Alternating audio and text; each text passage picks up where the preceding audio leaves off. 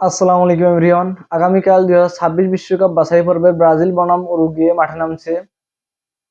Match timing এর কথা যদি বলি তাহলে বাংলাদেশ সময় ভোর 6টা 45 মিনিটে ম্যাচটা শুরু হবে।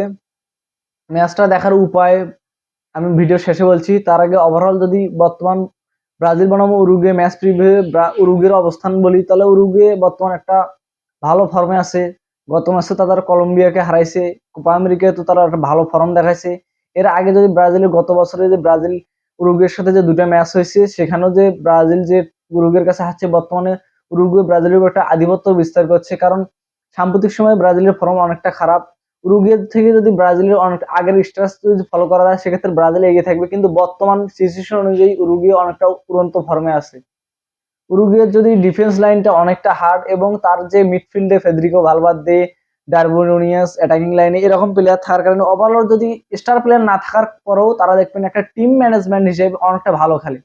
তাদের খেলার মূল পন্থা হচ্ছে যখন অ্যাটাক করে তখন সবাই অ্যাটাকিং এ যায়, শুধু গোলকিপার বাদ দিয়ে ডিফেন্স সহকারে সবাই অ্যাটাকিং এ যায়। আবার যখন ডিফেন্স করতে শুরু করে তখন দেখবেন পুরো স্ট্রাইকার সহকারে তারা ডিফেন্স করে।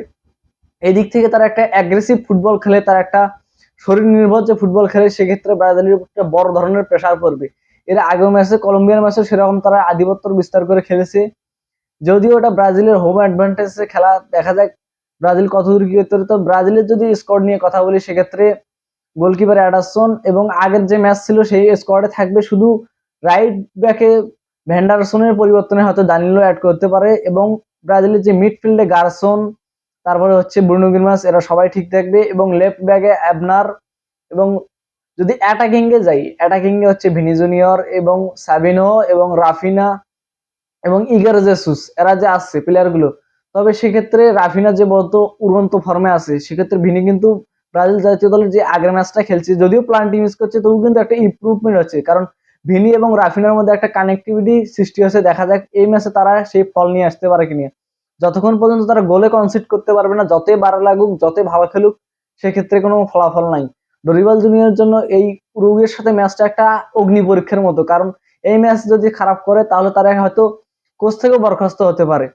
আর ম্যাচ দেখার উপায় যদি আমি বলি সেক্ষেত্রে বাংলাদেশে এসব ম্যাচ কখনোই টিভি চ্যানেলে দেখায় না, কারণ এগুলো ম্যাচ একদম দেখতে হলে আপনাকে আনঅফিসিয়াল ওয়েবসাইট গুলো ভিজিট করতে হবে। সেক্ষেত্রে আনঅফিসিয়াল কিছু অ্যাপস আছে।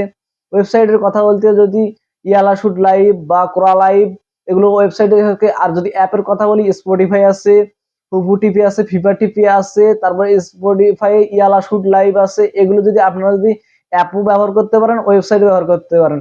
আর খুব সহজে যদি ম্যাচ দেখার উপায় খোঁজেন তাহলে আমার এই ভিডিওর ডিসক্রিপশনে আমি যদি একটা অ্যাপের লিঙ্ক দিয়ে দেবো, এই অ্যাপটা ডাউনলোড করতে পারবেন, যার ফলে আপনারা সহজে যত ক্রিকেট এবং ফুটবল ম্যাচ আছে সহজে লাইভ দেখতে পারবেন। ধন্যবাদ সবাইকে।